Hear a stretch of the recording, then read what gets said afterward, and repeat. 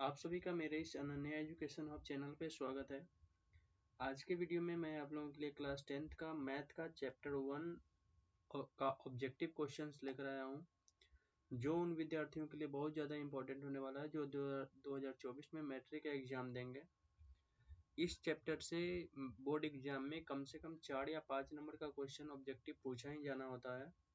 तो चलिए समय को वेस्ट न करते हुए आज का यह वीडियो शुरू करते हैं। तो आज के इस वीडियो में हम लोगों का यह फर्स्ट क्वेश्चन है, दो संख्याओं का गुणनफल 2166 है, यानी दो संख्याओं का गुणनफल 2166 है और उनका मसा 19 है। तो उनका लसा क्या होगा ये ज्ञात करना है, फाइंड आउट करना है उसका लसा क्या होगा, एलसीएम। तो चलिए इसमें कुछ नहीं है, इसको बनाते हैं।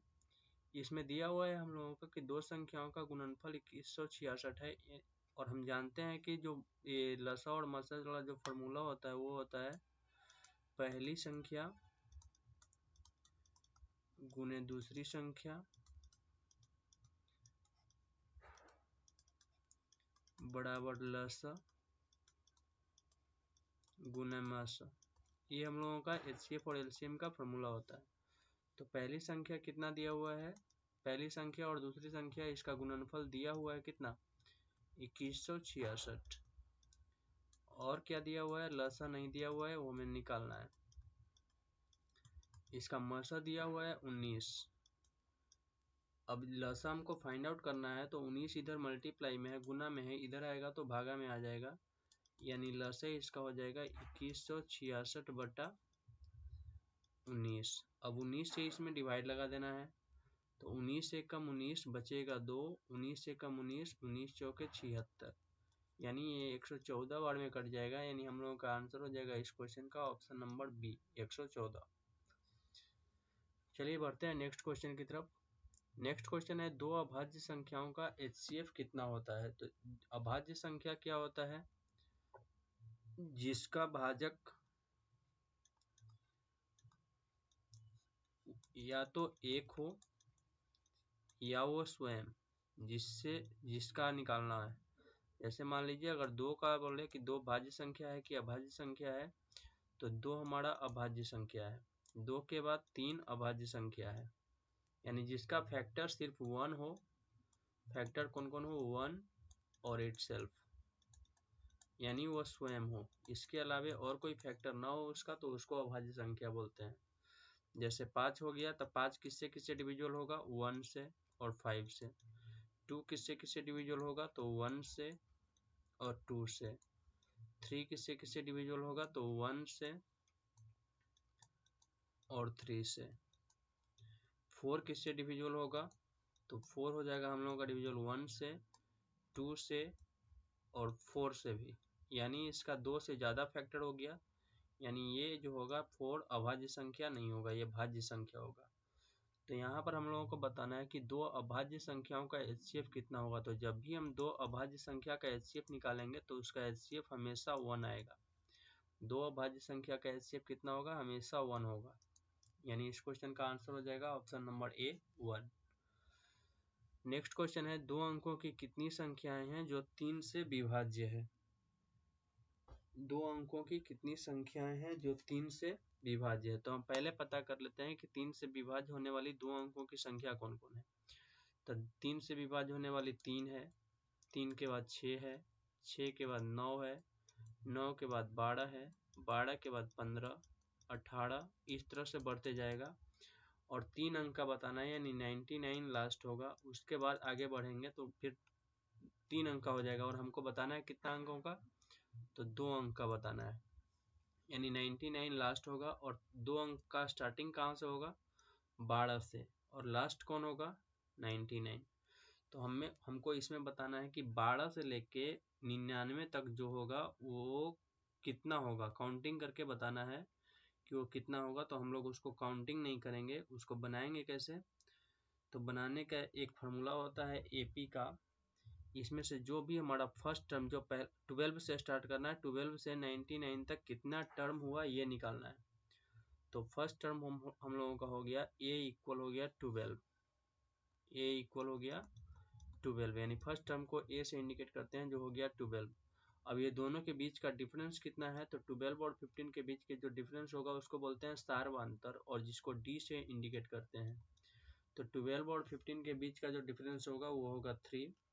15 और 18 के बीच का भी जो डिफरेंस होगा वो होगा 3। ये जो सार्वंतर होता है ये हमेशा 3 होता है, ये हमेशा इक्वल होता है। तो सार्वंतर हो गया 3, और एक होता है n, यानी कितना टर्म है उसमें वो हमको फाइंड आउट करना है, यानी n फाइंड आउट करना है। और लास्ट टर्म क्या है हम लोगों का, तो लास्ट टर्म को l से इंडिकेट करेंगे, वो होगा 99। हमको ये n फाइंड आउट करना है कि वो कितना है। तो इसका एक फॉर्मूला होता है, अंतिम पद जो होता है, यानी अंतिम पद लास्ट टर्म निकालने का एक फॉर्मूला होता है a plus n minus 1 into D. तो अंतिम पद हम लोगों का कितना है, तो हम लोगों का अंतिम पद है 99। ये हम लोगों का अंतिम पद है, यानी ये हो गया 99 इक्वल a हो गया 12 plus n minus 1 into D हो गया 3।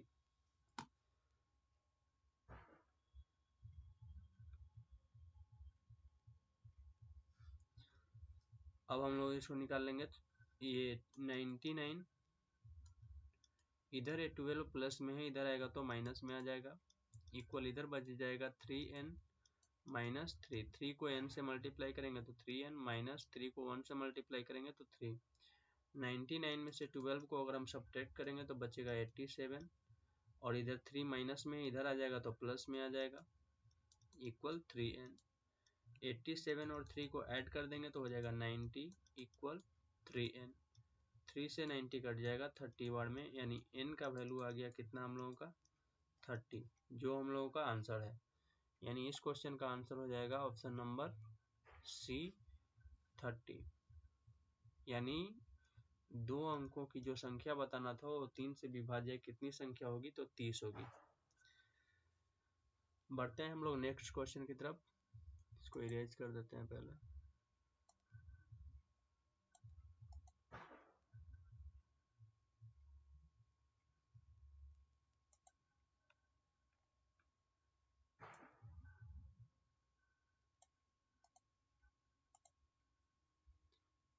नेक्स्ट क्वेश्चन हमारा कि 5005 के कितने अभाज्य गुणनखंड है। तो जिसका भी अभाज्य गुणनखंड निकालना रहेगा, इसको भी इरेज कर देते हैं। बताना है 5005 का, तो चलिए निकालते हैं इसका। तो 5005 का निकालना है तो इसको फैक्टराइज कर लेंगे।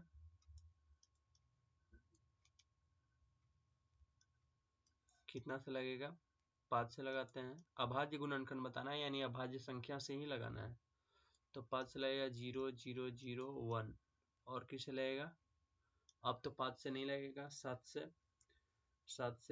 से लगेगा। चेक कर लेता हूँ, हाँ 7 से लग जाएगा, तो 7 से लगाते हैं। 7 से लगेगा 1 बार में, फिर 7 2 जा 14, 7 3 जा 21। अब 7 से नहीं लगेगा,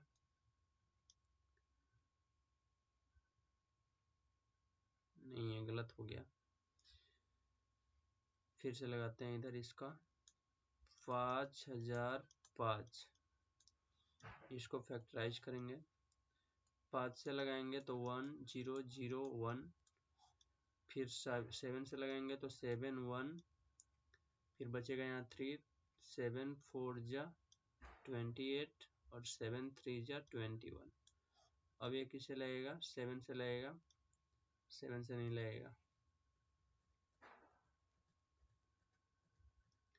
11 से लगेगा, 11 से लगेगा, 11 से लगाते हैं। 11 1 जा 11, 11 3 जा 13। तो इसका कितना आ गया अभाज्य गुणनखंड, एक हो गया 5, एक हो गया 7, एक हो गया 11, और एक हो गया 13। सब अभाज्य संख्या है, अभाज्य संख्या से ही लगाना था, यानी इसका कितना आंसर होगा 4। ऑप्शन नंबर डी 4 हो जाएगा इसका आंसर। इस क्वेश्चन का आंसर हो जाएगा option number D 4। Next question है हम लोगों का, यदि a equal 2 to the power 3, a का वैल्यू गिवन है 2 का क्यूब मल्टीप्लाई 5 मल्टीप्लाई 3, और क्या है, b equal to the power 4 multiply 5 multiply 7।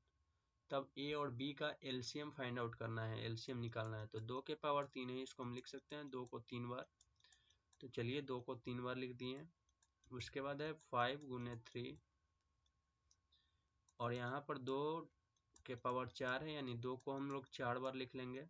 3 4, उसके बाद है 5, उसके बाद है 7। अब इसका एलसीएम निकालना है। तो एलसीएम में सबसे पहले जो कॉमन होता है उसको लिख लेते हैं।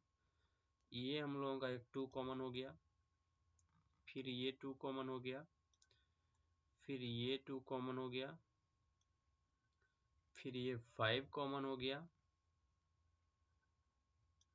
और कोई कॉमन नहीं है। तो कॉमन जो हुआ ये 2, इसको लिख लेंगे एक बार, फिर ये 2, फिर ये 2, ये हो गया यहाँ, ये हो गया यहाँ, फिर ये हो गया ये 5। अगर HCF निकालना होता तो इतना आंसर हो जाता है, इसको मल्टीप्लाई करते तो जो आंसर आता वो HCF हो जाता। लेकिन हम लोगों को यहाँ पर एलसीएम निकालना है, यानी जो बचा हुआ है उसको भी मल्टीप्लाई करेंगे। तो बचा हुआ एक यहाँ पर है 2, यहाँ पर एक बचा हुआ 3 और एक यहाँ पे बचा हुआ है 7। यानी बचा हुआ जो भी हुआ सबको मल्टीप्लाई करेंगे तो एलसीएम आएगा, और सिर्फ जो कॉमन हुआ उसको अगर मल्टीप्लाई करेंगे तो हम लोगों का HCF निकल जाता है। अब इसको हम मल्टीप्लाई कर देंगे। तो 2 2 जा 4, 4 2 जा 8, 8 5 जा 40, 42 जा 80, 83 जा 240 और 240 को 7 से मल्टीप्लाई करेंगे तो 240 मल्टीप्लाई 7। तो ये हो गया 0, ये हो गया 7 4 जा 28, ये हो गया 7 2 जा 14 और 2 16। यानी इस क्वेश्चन का आंसर हो जाएगा 1680, जो हम लोगों का ऑप्शन नंबर बी में है। यानी इस क्वेश्चन का answer option number B. Next question है हम लोगों का क्वेश्चन नंबर 6। 27, 35, 13 और 56 में कौन सी संख्या अभाज्य संख्या है? अभाज्य संख्या उसको बोलते हैं जिसका सिर्फ 2 फैक्टर हो। तो 27 का कितना फैक्टर हो जाएगा? 27 का 1 हो जाएगा, 3 हो जाएगा, 9 हो जाएगा, उसके बाद 27 हो जाएगा। तो 27 जो होगा हम लोगों का अभाज्य संख्या नहीं होगा, ये भाज्य संख्या है। उसी तरह से 35 देखेंगे तो 35 भी 1 से, 5 से, 7 से, इसका भी 2 से ज़्यादा फैक्टर आ रहा है, यानी ये भी अभाज्य संख्या नहीं है। 13 को देखेंगे तो 13 का फैक्टर कौन कौन होगा? तो 13 का फैक्टर होगा हम लोगों का 1 और 13। इसके बाद 13 किसी से भी डिविजिबल नहीं होगा। यानी इस क्वेश्चन का आंसर हो जाएगा हम लोगों का ऑप्शन नंबर सी 13।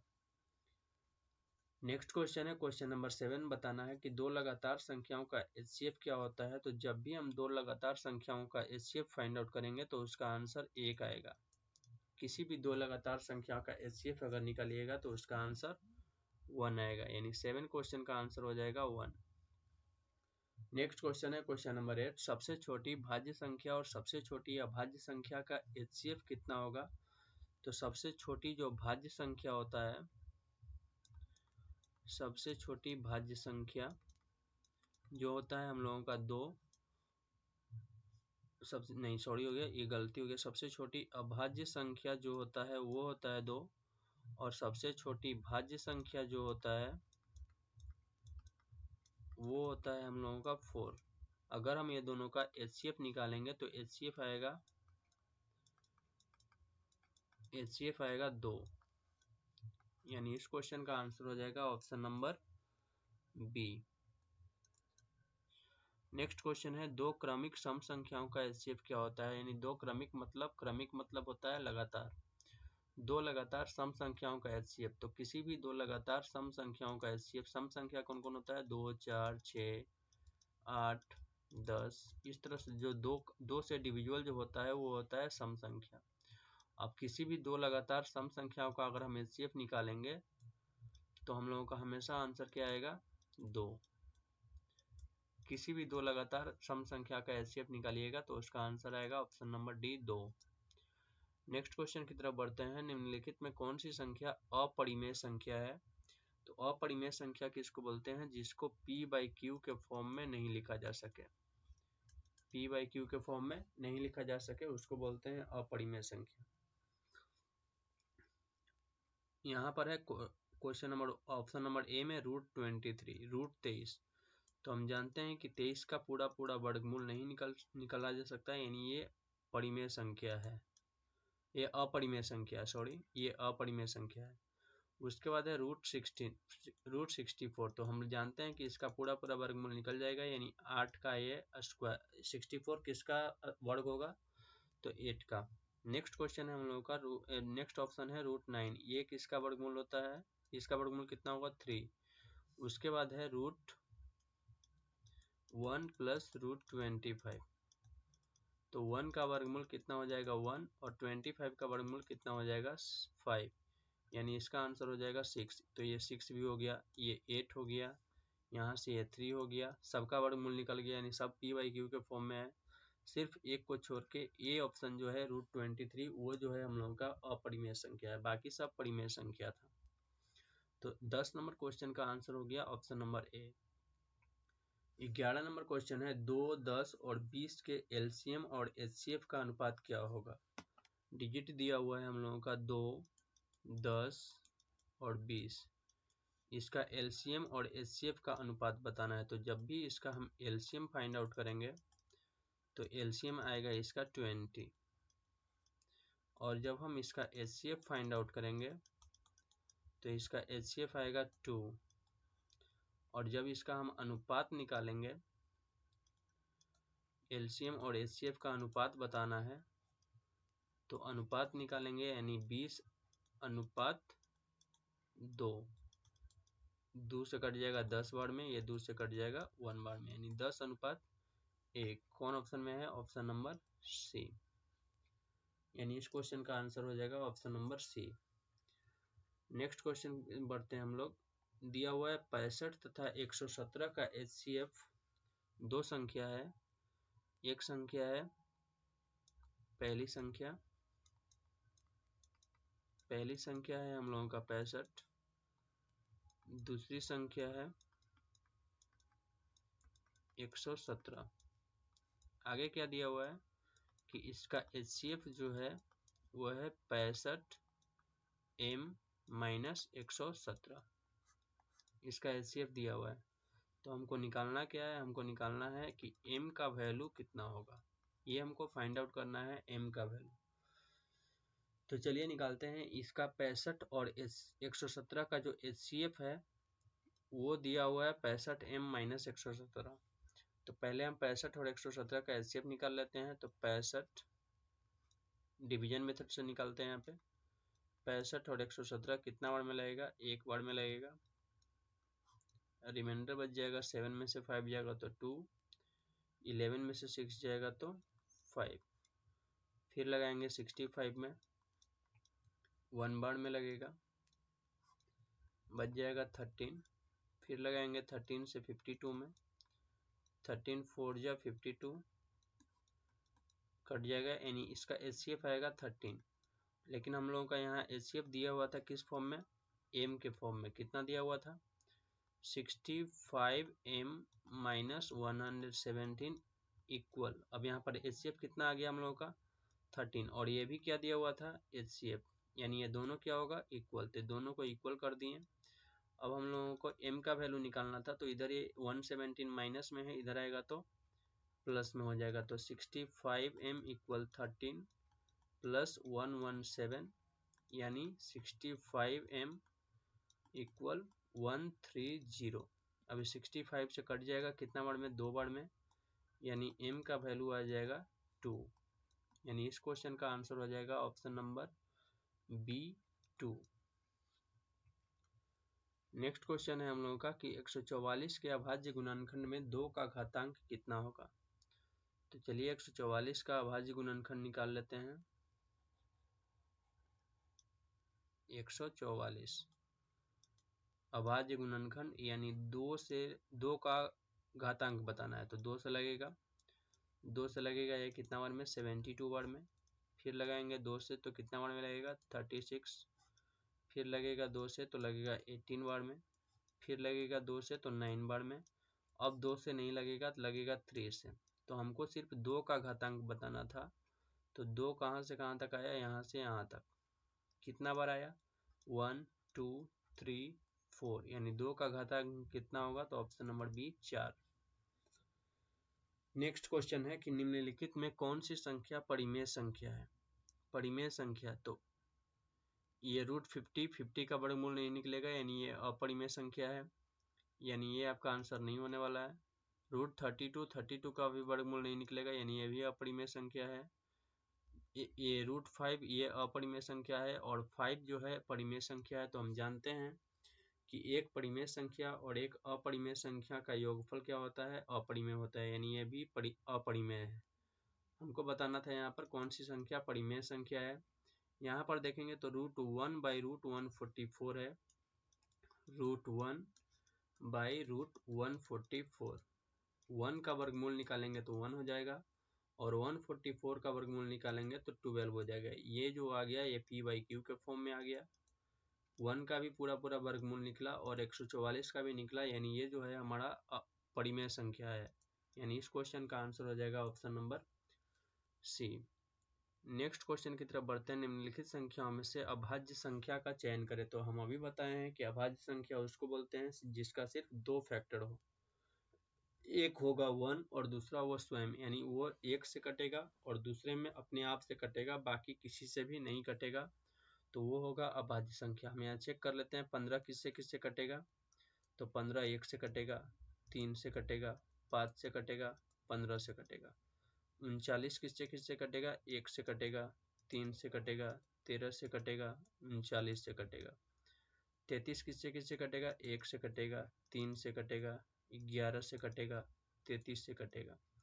29 को अगर हम भाग लगाएंगे तो किससे किससे कटेगा, 1 से और 29 से, और किसी से नहीं कटेगा। यानी ये जो यहाँ से यहाँ तक जो दिया हुआ है हम लोगों का, ये जो दिया हुआ है भाज्य संख्या है। भाज्य संख्या हमको बताना है अभाज्य संख्या, तो अभाज्य संख्या कौन होगा, option number D 29। Next question है, यदि a और b अभाज्य संख्या है तो a और b का लसा क्या होगा, एलसीएम क्या होगा, यानी लसा निकालना है। तो जब भी हम दो अभाज्य संख्या का लसा निकालेंगे, a और एक है b, और ये दोनों कौन संख्या है, अभाज्य संख्या है। दोनों जो है हम लोगों का अभाज्य संख्या है। तो जब भी अभाज्य संख्या का लसा निकालेंगे तो लसा इसका दोनों को गुना करना है, a गुना b, यानी इसका लसा जो आएगा ए बी। जैसे एग्जांपल देखिए, 2 अभाज्य संख्या है और 3 अभाज्य संख्या है, इसका हम जब भी लसा निकालेंगे तो ये दोनों को गुना करने पर जो आएगा वही लसा होगा, यानी आंसर हो जाएगा इसका 6 लसा होगा। तो हम लोगों को यहाँ 2 नंबर दिया हुआ था, एक नंबर दिया हुआ था ए और एक नंबर दिया हुआ था बी, और इसका लसा बताना था तो दोनों को गुना कर देंगे, यानी option number C. Next question है 45 और 60 का HCF क्या होगा। तो चलिए यहाँ पर हम लोग फैक्टराइजेशन मेथड से निकाल लेते हैं 45 और 60। तो 45 किससे किससे कटेगा, 1 से, 3 से, 5 से, 9 से, और किससे कटेगा, 15 से, 45 से। 60 किससे किससे कटेगा, तो 1 से, 2 से, 3 से, 4 से, 5 से, 6 से, 10 से, 12, 15, 20, 30 और 60। अब हमको इसमें कॉमन फैक्टर निकाल लेते हैं। कौन कौन है कॉमन फैक्टर, तो 1 है, 1 के बाद 3 है दोनों में, 3 के बाद दोनों में 5 है, 5 के बाद दोनों में कौन है, 15 है, उसके बाद कोई नहीं है, कोई दोनों में कॉमन नहीं है। अब यहाँ से HCF निकालना है, तो HCF का फुल फॉर्म होता है highest common factor. Common factor में जो सबसे बड़ा होगा वही HCF होगा। तो कॉमन फैक्टर में सबसे बड़ा कौन आया, 15, यानी इसका आंसर हो जाएगा 15, ऑप्शन नंबर बी।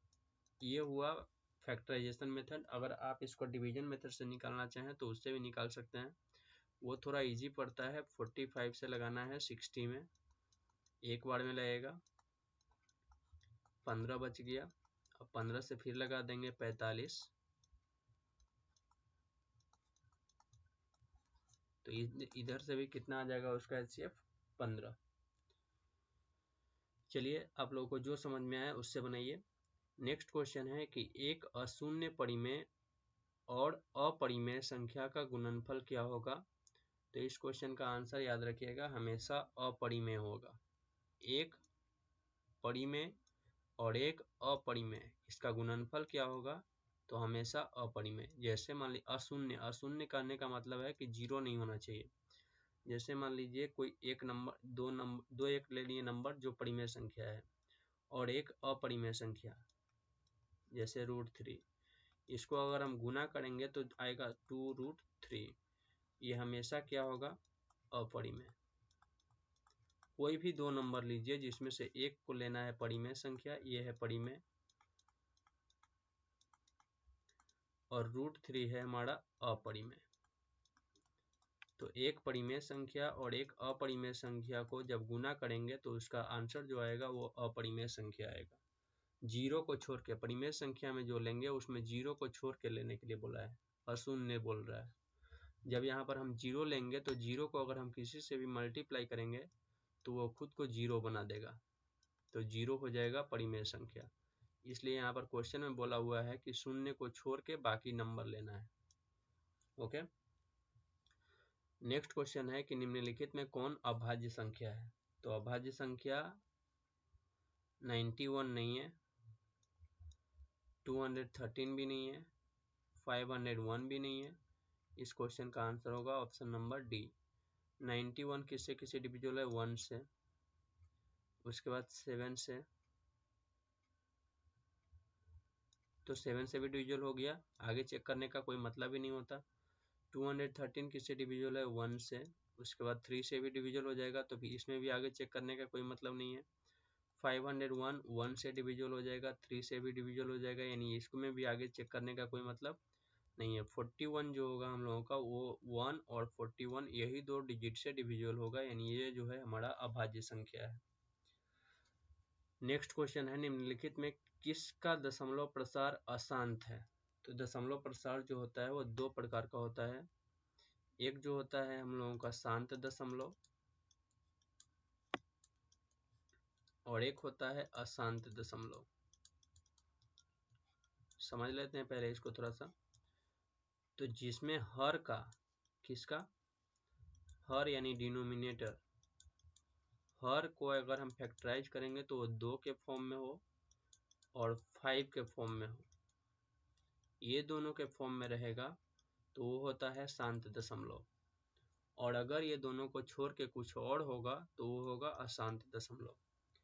अगर 2 के पावर कुछ है और 5 के पावर कुछ है, ये दोनों के फॉर्म में है तो वो होगा शांत, और ये दोनों को छोड़ के कुछ और आ रहा है तो वो होगा अशांत।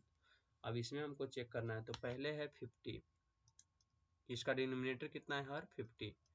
तो 50 को चेक करते हैं। तो 50 को अगर हम फैक्टराइज करेंगे तो ये 2 से कटेगा 25 बार में, और 5 से कटेगा 5 बार में।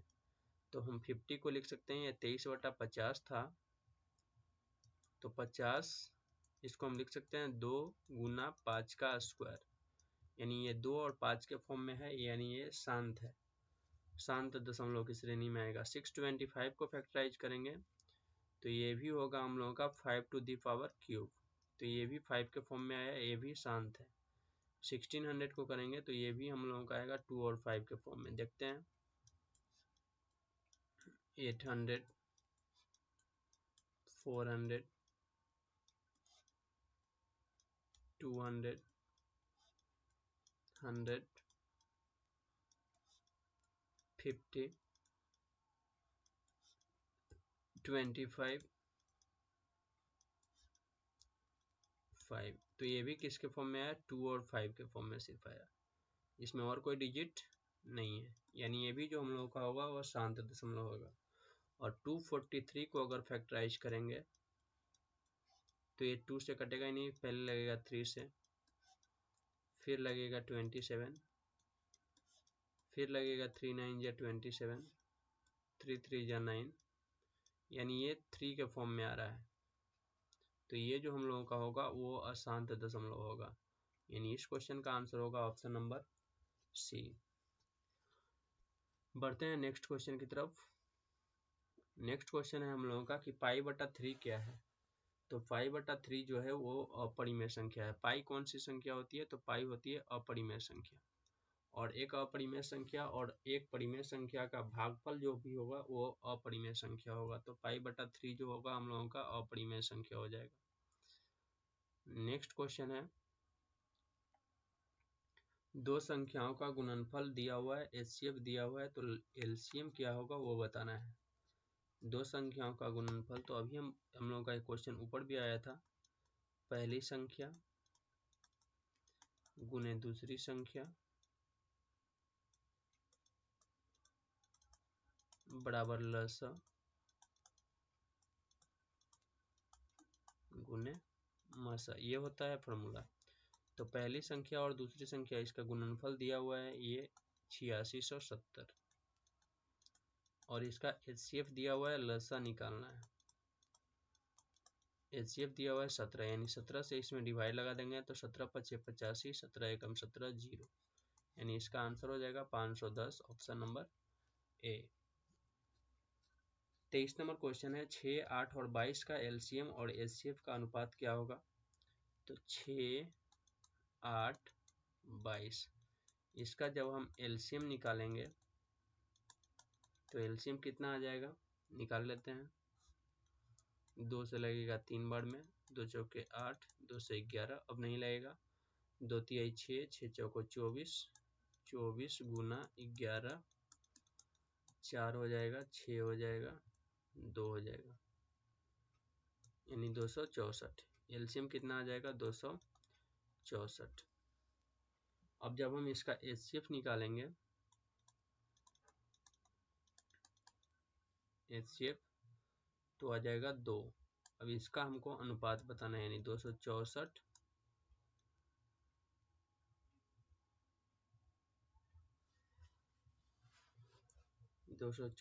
अनुपात 2 कट जाएगा 132 बार में, और इधर से 1, 2 से कटेगा 264 132 बार में, 2 से कटेगा 2 1 बार में, यानी इसका आंसर हो जाएगा ऑप्शन नंबर डी, 132 अनुपात 1। नेक्स्ट क्वेश्चन है, 96 का अभाज्य गुणनखंड ज्ञात करना है। तो 96 का अभाज्य गुणनखंड यानी अभाज्य संख्या से डिविजिबिलिटी बताना है। तो 2 से लगेगा 48 बार में, फिर 2 से लगेगा 24 बार में, फिर 2 से लगेगा 12 बार में, फिर 2 से लगेगा 6 बार में, फिर 2 से लगेगा 3 बार में, अब नहीं लगेगा। तो 2 कितना बार आया, 1 2 3 4 5, यानी 2 to the power 5, और 3 कितना बार आया, 1 बार, यानी 2 के पावर 5 गुना 3 कौन ऑप्शन में है, ऑप्शन नंबर ए। इसी तरह से नेक्स्ट क्वेश्चन है, 32 का अभाज्य गुणनखंड ज्ञात करना है। तो 32 का निकाल लेते हैं।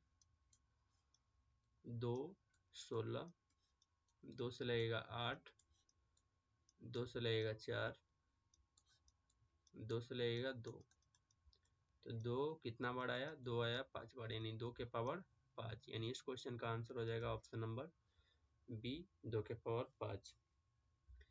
ये था हम लोगों का क्वेश्चन नंबर 1 से लेकर क्वेश्चन नंबर 25 तक। आशा करता हूँ कि आप लोगों को ये वीडियो पसंद आया होगा। अगर पसंद आया तो प्लीज़ इस चैनल को लाइक कर लें, सब्सक्राइब कर लें और शेयर कर लें। ये मैट्रिक एग्जाम के लिए ये पहला चैप्टर से 3 से 4 क्वेश्चन पूछा जाता है ऑब्जेक्टिव। ये कोई ज़्यादा इम्पोर्टेंट चैप्टर नहीं है, लेकिन फिर भी 4-5 ऑब्जेक्टिव बनाने के लिए ये इम्पोर्टेंस हो जाता है। तो प्लीज़ इसको हल्के में ना लें, और प्लीज़ चैनल को सब्सक्राइब कर लें। इसका नेक्स्ट पार्ट मैं जल्दी वीडियो अपलोड करूँगा। धन्यवाद।